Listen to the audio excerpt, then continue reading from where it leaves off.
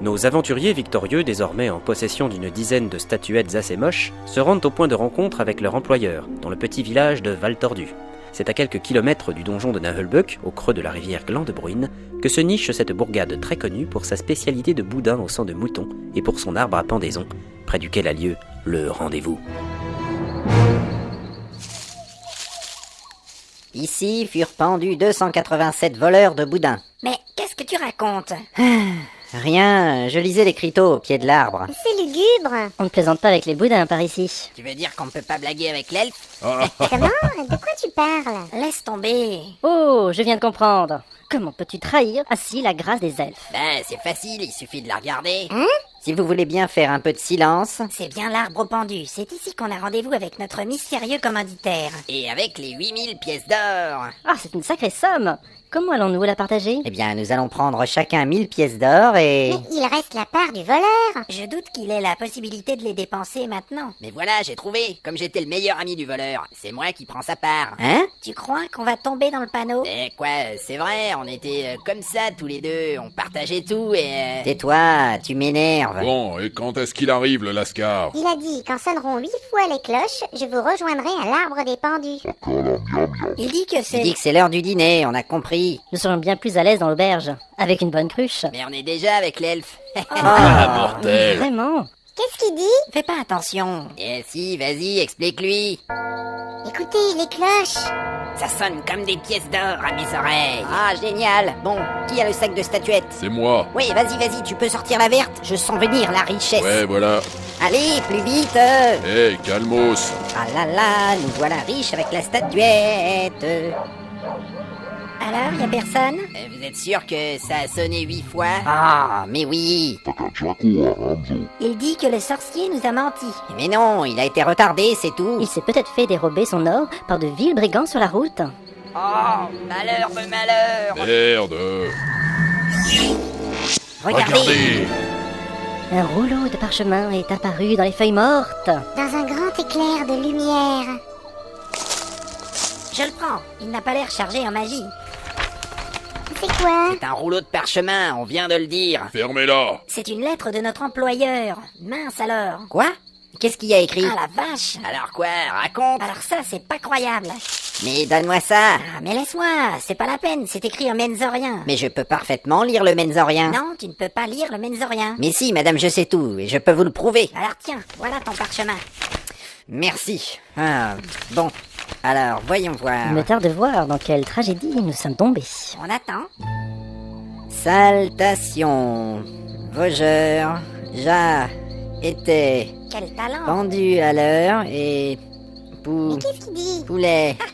Poulet, pot. Ah, vraiment, je suis Viandre. ébloui par ta performance. Nanas. Mais qu'est-ce que c'est? Une incantation? Ah, Laisse faire la magicienne. mais il a écrit n'importe quoi, je dis peux rien. Allons, il n'y a aucune honte à ne pas savoir lire le menzorien. Même si t'as l'air con. Ah, lâchez-moi. Tiens, prends-le, ton parchemin pourri. Merci. Laissez-moi vous lire.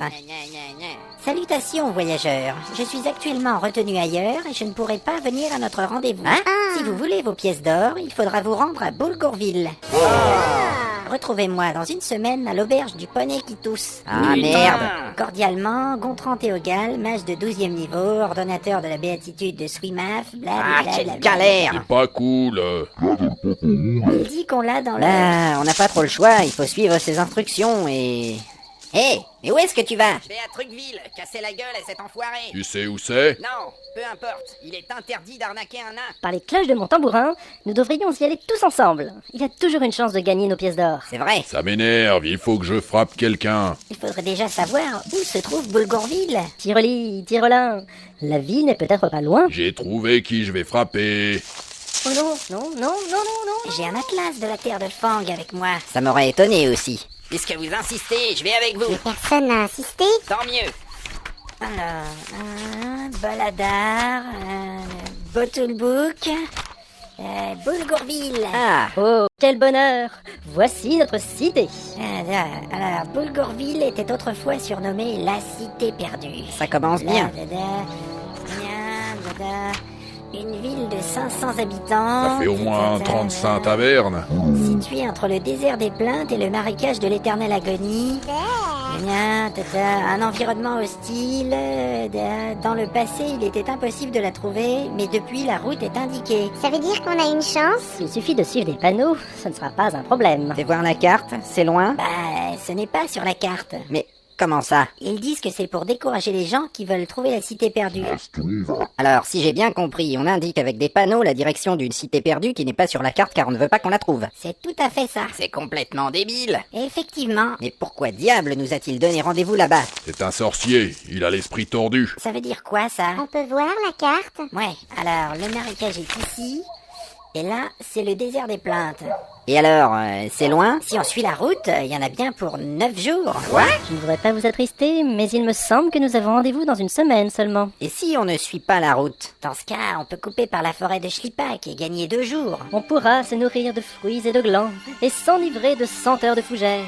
Ouais. Eh ben voilà, on n'a qu'à faire ça. Pour ce qui est des glands, j'en ai au moins trouvé un. La forêt de Schlippack? Oh non, pas la forêt. J'aime pas les arbres. Mais il me semble que c'est un peu facile. Pourquoi donc la route ne passe-t-elle pas dans la forêt? Oui, c'est vrai ça. Pourquoi? Eh bien, c'est parce que l'endroit est maudit. Maudit? Tiens donc, tu sais quelque chose, toi. Je connais tout ce qui concerne la nature. Je crois qu'elle a raison. Je me rappelle maintenant qu'on a parlé de la forêt maudite de Schlippack quand j'étais en 3e année. Ah, c'est seulement des ragots, on n'a qu'à la traverser. J'ai pas peur des esprits. Ils sont pas capables de tenir une arme. En tout cas, c'est notre seule chance d'arriver à temps. Ah, vous faites chier. Je pense que je n'aurai aucun mal à éloigner les maléfices. Il a vraiment faim, lui. Mais cette fois, il a raison. Nous devrions aller dîner. Ouais, moi je me ferais bien une grosse tourte. Hé, l'elfe, le barbare a besoin de toi. C'est pas bientôt fini, ces sous-entendus pourris. Quand je m'ennuie, faut que j'emmerde C'est l'elfe. chiant. Ah, bravo, belle mentalité. Va mourir, toi et tes livres. Ah, ça suffit. On va à l'auberge, mais cette fois, pas de scandale. Oh, Nous nous ferions sans doute moins remarquer si l'ogre était un peu plus habillé. C'est vrai. Bon, je vais lui en parler. Et ça va un type, le pilou, à Guétrola? Alors? Il va se faire un nouveau pagne avec des fougères. C'est beau d'être en communion avec la nature. Je t'avais bien dit qu'ils étaient sympas, les ogres. Faut que je vous raconte. Un jour, mon arrière-grand-père, Gurdil, s'est fait piquer ses vêtements en prenant son bain annuel. Quelle horreur! Un bain tous les ans? Attendez, c'est pas terminé. Et c'est bien ce qui m'inquiète. Eh ben, comme il a pas retrouvé le coupable, il s'est vengé. C'est hyper intéressant, dis donc. Attends, c'est pas fini. dépêche-toi. Il a pioché dans la réserve de mithril et il s'est fabriqué un caleçon en mithril. Ta blague est aussi vide que le néant qui sépare tes oreilles. Mais l'histoire ne s'arrête pas là. Ça y est, l'ogre a terminé. Et alors, ce caleçon? Eh ben, finalement, on lui a donné le nom de Gurdil Cubriant.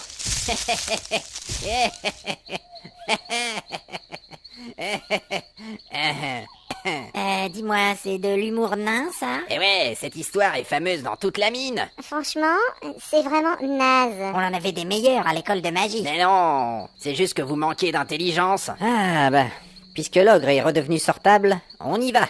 Oui, dépêchons-nous avant qu'il nous raconte une autre blague. T'as pas de cervelle, qu'est-ce que j'y peux? Mais t'as bien vu, personne n'a trouvé ça drôle. Bah, vous êtes tous bêtes. Eh oh, je te permets pas. Toi, t'as des gros bras, mais t'as pas d'humour. Aïe, j'avais raison, tu vois.